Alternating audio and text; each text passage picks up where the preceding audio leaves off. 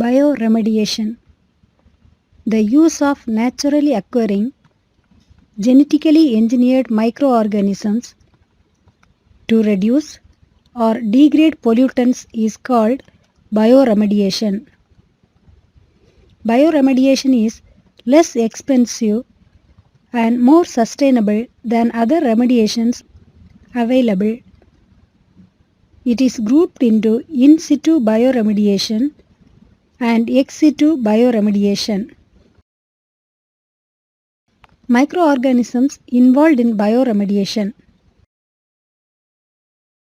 Aerobic microorganisms degrade the pollutants in the presence of oxygen. They mainly degrade pesticides and hydrocarbons. Pseudomonas pudidea is a genetically engineered microorganism. Ananda Mohan Chakrabarty obtained patent for this recombinant bacterial strain. It is multiplasmid hydrocarbon degrading bacterium which can digest the hydrocarbons in the oil spills. Nitrosomonas europaea is also capable of degrading benzene and a variety of halogenated organic compounds including trichloroethylene and vinyl chloride. Ideonella saikiensis is currently tried for recycling of PET plastics. These bacteria use PETase and METase enzyme to break down PET plastic into terephthalic acid and ethylene glycol. Anaerobic microbes degrade the pollutants in the absence of oxygen.